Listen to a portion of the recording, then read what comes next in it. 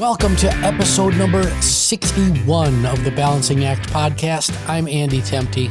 Today we've got Jason Palmer joining us as our final guest in the miniseries on the importance of building skill of financial acumen in individuals and in teams.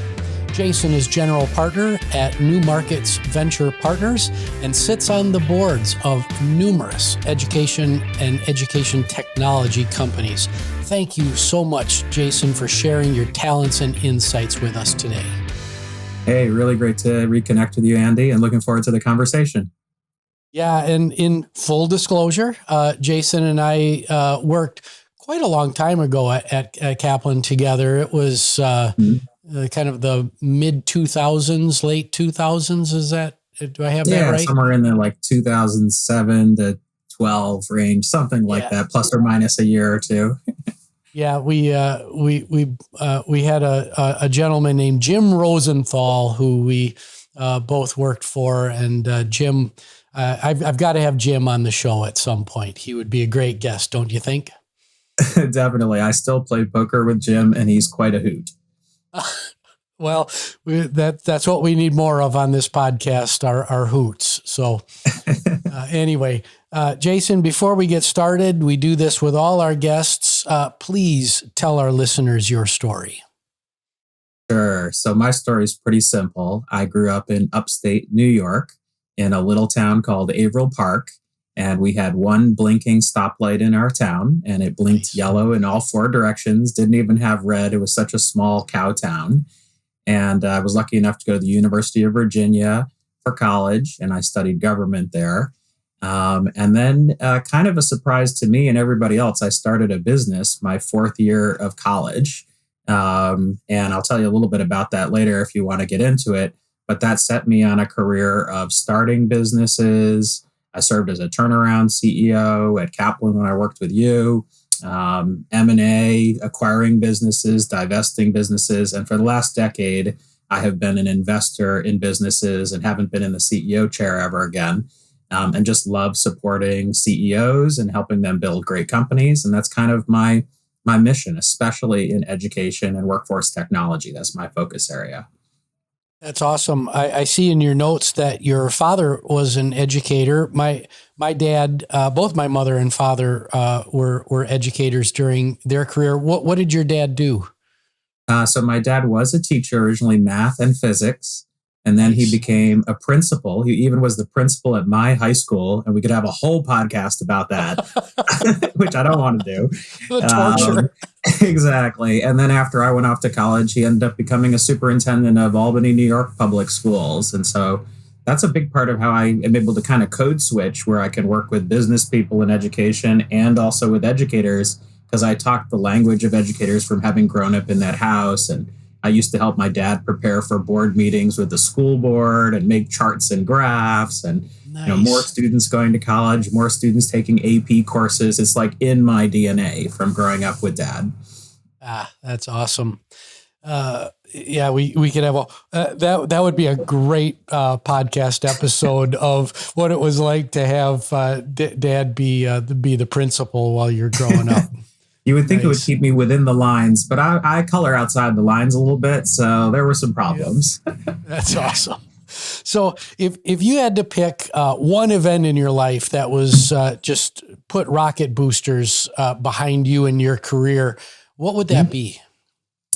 That would definitely be failing at my third business that I started. First two businesses were pretty successful, and I sold those businesses. The third business, I raised $21 million of venture capital, and I failed pretty spectacularly. We lost all the money. We sold it for $1 million, kind of as scrap at the end. And after that, I thought I'm going to be a failed internet CEO for my whole life. And I went on kind of you would call it like a roundabout or a walkabout in Alaska and Hawaii and the Western US, and was like, what am I going to do with my life? And during that time, I heard about these Princeton graduates that had been studied from 1976. This is a little bit of a longer story, but I think it's worth it. Where in 1976, they asked Princeton graduates, what is your mission for your life? And they had everybody kind of fill out their answers. And now it's 2001, 25 years later, they check back to see what did these people achieve with their life. And the people that knew they were going to be married with 2 kids had 2 kids, and the people that knew they wanted to go into business had gone into business or government. And these are Princeton grads. They all did pretty well with life. Yeah. But the main takeaway of the research was the people that had more precise visions for their lives, like a 20, 25-year mission, achieved incredible things like becoming assistant secretary of state or running $1 billion company. And I thought, I need a 20 or 25-year mission for my life too. So I actually used that time to create a 20-year mission for myself to work at the intersection of education, entrepreneurship, and technology, and see if I could help lift 1 billion people out of poverty through that work. And that's been that's on my wall. That's actually what I've been focused on since 2001. And that has really driven a lot of my career choices and a lot of my successes, and even some of the failures in life where I've reached for the stars and only got a moon or something like that. Well, that is a fantastic accelerant story.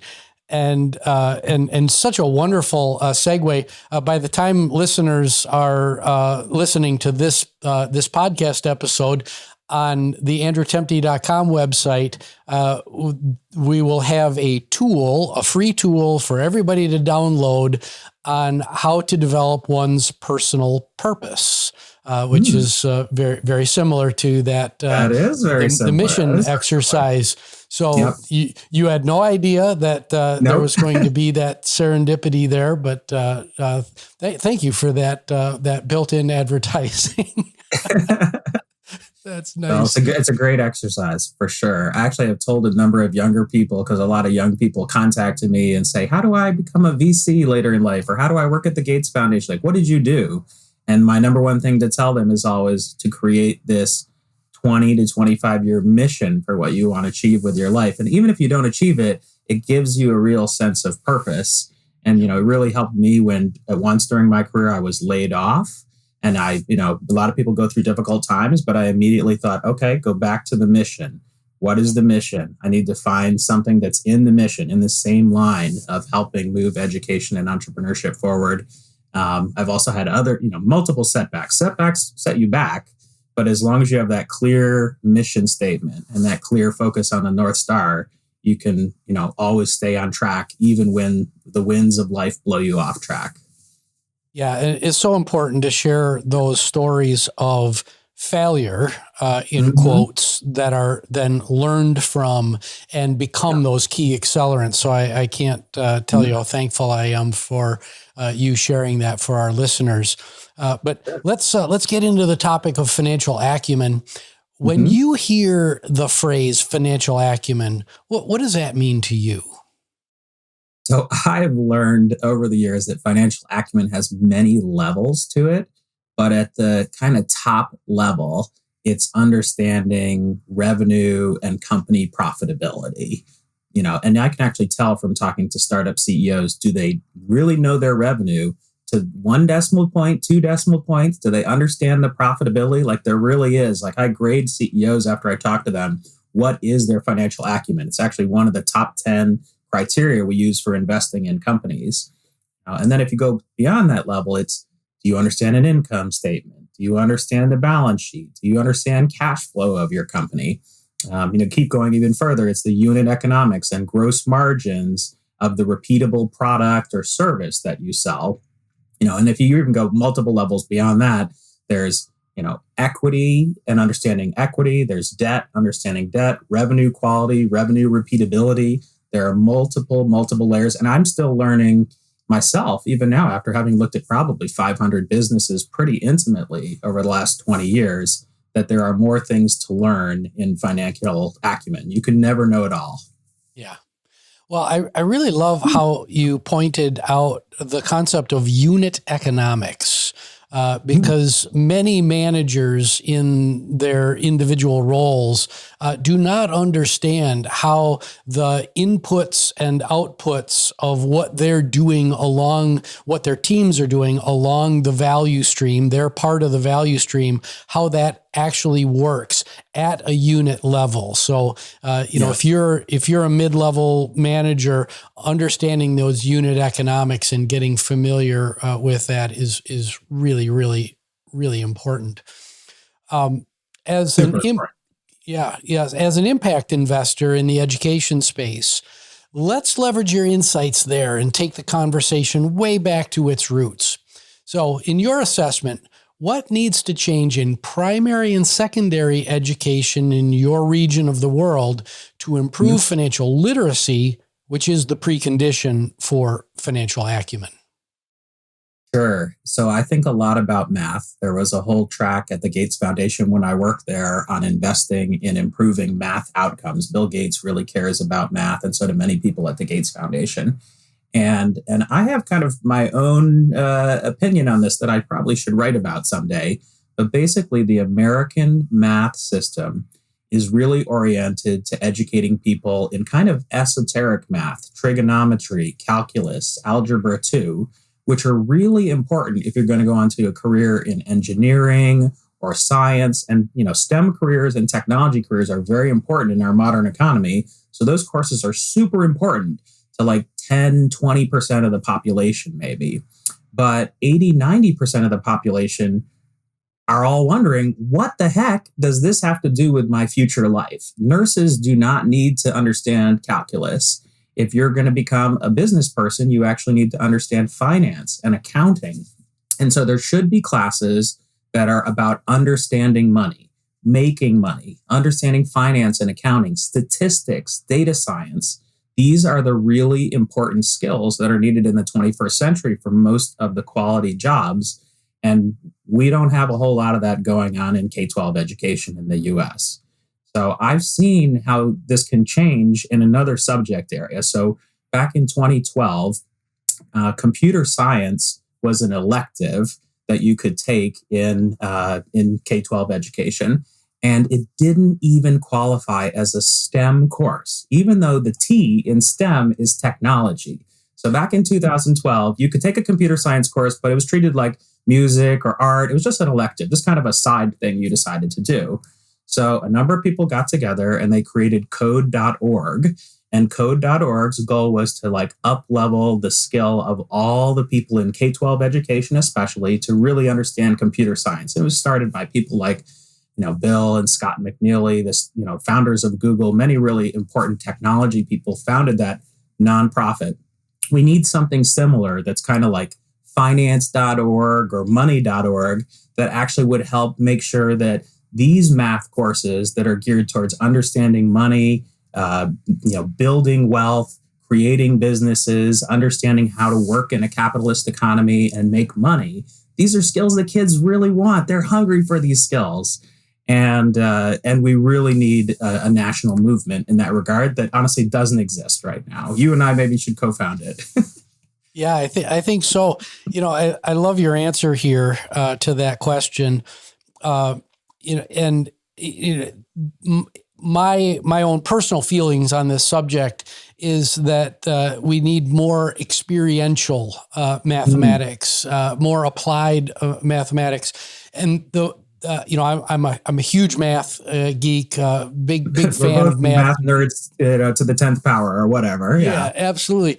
But for me, it was the process of being able to estimate, using mathematics to estimate, because all of life is uncertain, and mathematics education actually does us a disservice in there is a specific answer to every question, and in the real world, there aren't specific answers to everything. You can certainly create a specific answer, but almost everything that you do in the business world is based on estimation. And that's, calculus is all about estimation. So why not teach calculus with the mindset of you're going to live your entire life estimating stuff. So this is how you apply calculus in field estimation.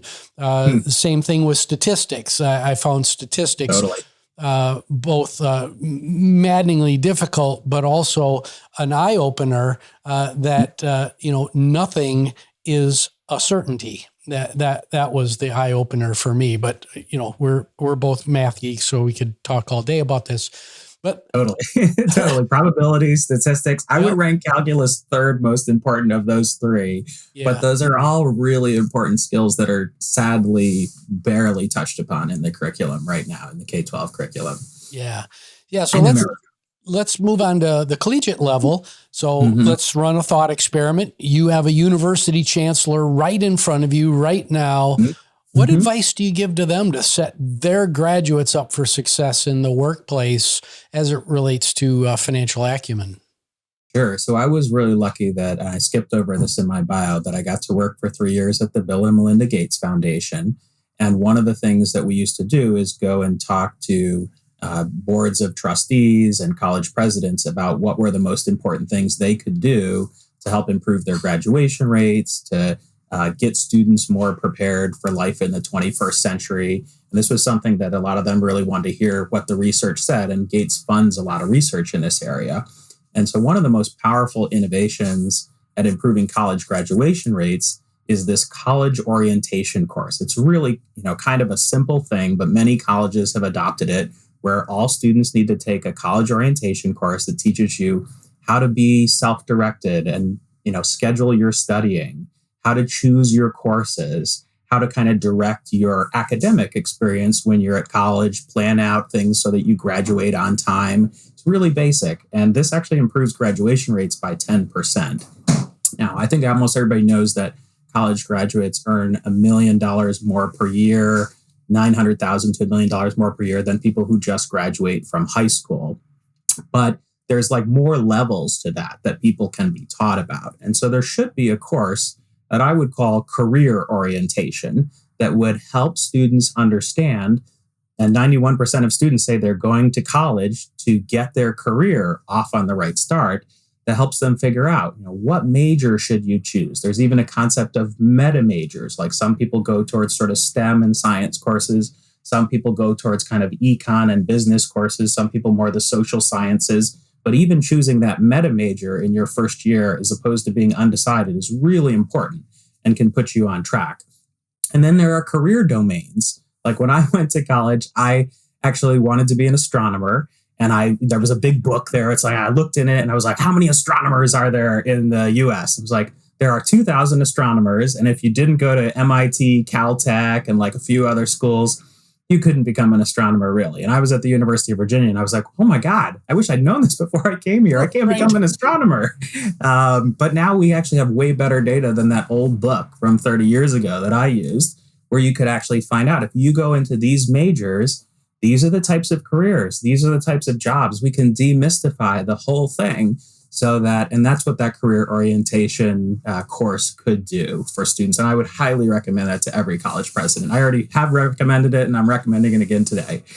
Yeah, that's wonderful advice. And before we leave this topic, I just want to make sure that I heard correctly at the outset of that. College graduates earn about $1 million more over their career. That's correct. It's 900,000 to $1 million. There's a little bit of debate there about that 100,000, but it's still, that's a lot of money. And you earn 500,000 more if you get a graduate degree, especially in computer science, business. Applied graduate degrees are very valuable. Yeah. So. Well, we're going to take a really short break for an important commercial message for a book that is a life-changing book, and we'll be right back.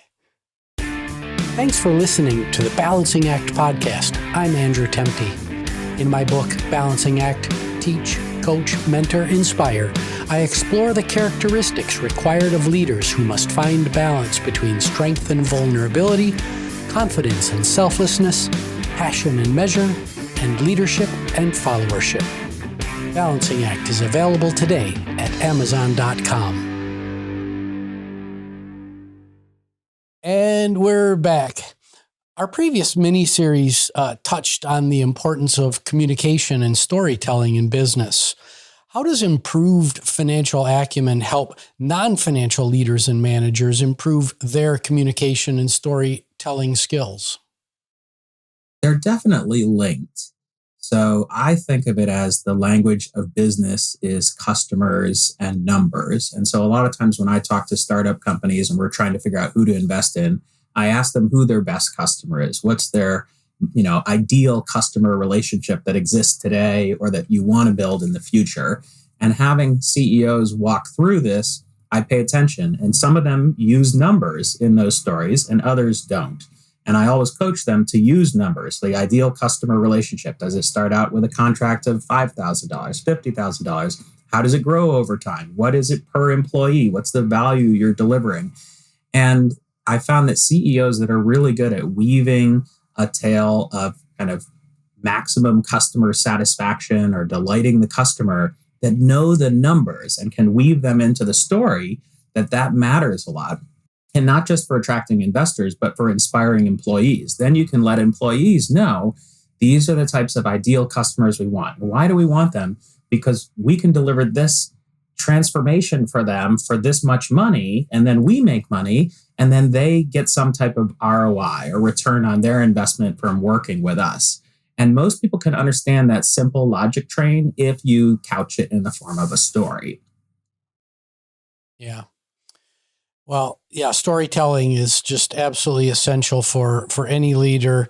I love how you brought that answer right back to the customer and made that connection right back. I talk in my first book and in my forthcoming second book about having a maniacal focus on the customer, and wrapping storytelling and the numbers of what a customer looks like numerically, I think is a really important message. Real softball here. What advice do you have for business leaders to build financial acumen in their teams?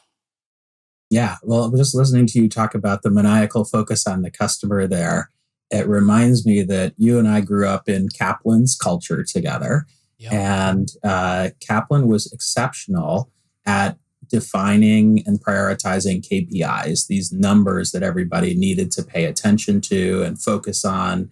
And this is really something that's in my DNA now. And I'd already learned it in business school, but it was really drilled into me at Kaplan that everybody could look at the data dashboard and know how many students were taking tutoring programs and how much money had been collected today.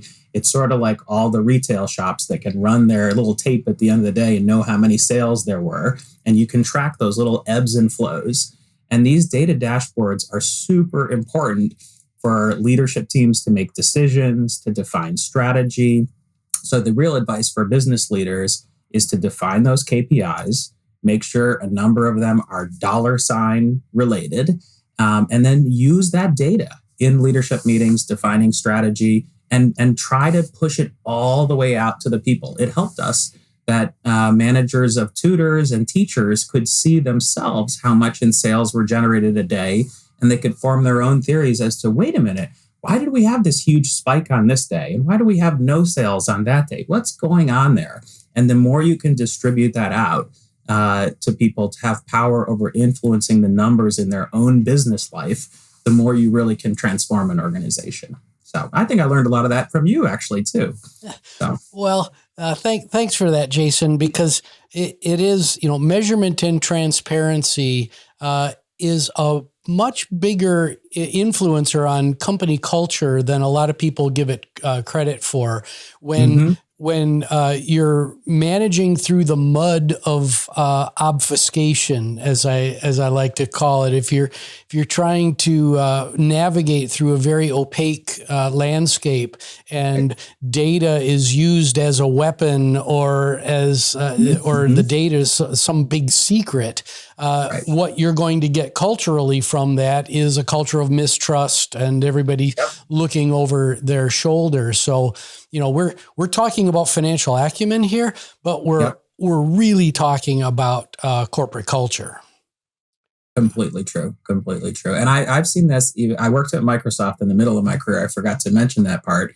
And Microsoft had a culture of product excellence, which was sort of different than Kaplan's culture of KPIs. And Microsoft could have definitely benefited from everybody knowing the numbers, imbibing the numbers. That's why I still think to this day, Microsoft versions 1 and 2, and maybe even version 3 of every product are complete flops because they're tech-driven from the beginning and product-driven, and they don't have any idea what the sales or customers are thinking. It's completely divorced from the customer in those first couple versions, and it isn't until version 3 or 4 that everybody can see dashboards like Kaplan, and then suddenly Microsoft gets its act together and ends up winning in various markets. Yeah, and just a reminder for our listeners, Microsoft, for a company like Microsoft that is really big, can weather those kinds of version 1, version 2 storms before. Startups cannot have 3 versions in a row, completely fail and be disconnected from the customer. No. Right. Yeah. Well, the vast majority of businesses do not have that luxury. So that's cool. That's right. Any specific course or program recommendations that you would provide to leaders? There is a little bit of a gap in this area, and I know you're working on addressing it. I would recommend business school for people who want to earn in the $100,000 to $1 million category if you go to one of the top 15 business schools. I was lucky to go to a top business school, and I do recommend it for the top 15 to 20 business schools, even though, the consensus out there is you don't need business school. Well, it's not really true. You do need it if you want to be in upper echelons of leadership and you don't get there right away in your first career choice. Otherwise, I've seen a CFA work really well for people. And that's if you're a self-starter, if you can study, great study habits, CFA is excellent. If you're in investment banking or financial modeling industries like VC or private equity where I work, Financial Modeling Institute, Wall Street Prep, Training the Street, all good programs to look into. Sometimes companies will pay for those for you. That's the optimal if you can get a company to pay for you to either go to business school or do one of these programs. Yeah, you talked about the gap that exists here. If we're talking about the average individual within a larger mid-sized company, there really is a gap there, and there's just this ad hoc world of finance for non-financial managers that you might get a great instructor and you might get a terrible consultant come in and provide a program like that. So there's definitely gap. Going back to where you can get it, even just a little bit. Yeah, maybe we do have to. You and I have to start money.org or something like that. We do, for real. Yeah. So my final question is this. Let's play another thought experiment. Let's assume that you have a non-financial professional in front of you who's convinced themselves that they hate math and all things accounting and finance. How do you coach them to bring their anxiety level down and help make things a little less intimidating and scary? This has come up a decent amount of times in my career, especially with people who think of themselves as teachers or educators first. And so I sort of diffuse it by saying, well, can you add and subtract? And they always say, of course I can add and subtract. And I say, well, 80% of people give up on math when they get to these advanced math like calculus, trigonometry. Algebra 2 is a major barrier. Yeah. And that brainiac math is not needed to be successful in business. To be successful in business, you need to apply the adding, subtracting, dividing, and multiplying skills that you already know and are good at. And by the way, spreadsheets can help you with this, and you need to become good at spreadsheets. And these are skills that you can do, and you can be successful. And at Kaplan, I actually did run a little course to teach everyone who was a tutoring leader in different parts of the country how to read P&Ls. And even now, to this day, like 10 years later, people are coming back to me, that little course you taught was so valuable. It was really helpful when I became a store manager of a Gap or when I went to a different organization afterwards, because understanding how to understand the P&L is a really important skill. And you don't need to know more than math and know how to read that statement. It actually is, it's sort of at the 6th to 8th grade level of math. It's not like elementary school. It's a little bit hard, but you can learn it. Yeah. Well, Jason, this has been a wonderful, wonderful conversation.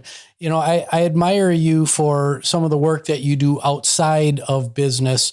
And you're on the advisory board of the Smithsonian National Zoo, which just fascinates me. Can you tell us a little bit about what's going on at the National Zoo? Sure. I definitely love the zoo. I do feel like this is kind of a passion project on the side, so to speak. But the zoo contacted me because of my expertise in education, and they want to figure out how to leverage their kind of ability to change conservation and affect climate change positively throughout the world. And I guess funny story is that right now the zoo is very focused on the pandas, as they always are, because the giant pandas, are a national treasure. They were gifted to us by China many years ago. And it's kind of coming up on a big anniversary. We just had the 50th anniversary of the gift of the pandas. Actually just happened a couple months ago. And we have to figure out what happens next. The pandas are actually scheduled to go back to China, but they've become a really important part of, I would say, almost like global geopolitics. Yeah. But right now, we're negotiating to have the pandas remain with us for another 25 or 50 years. And I think this will be, a really important moment when that announcement, it's going to take multiple months. This is almost like a State Department level negotiation here to get that renewed. And hopefully that will help, thaw the relations a little bit between the U.S. and China and help for a better world.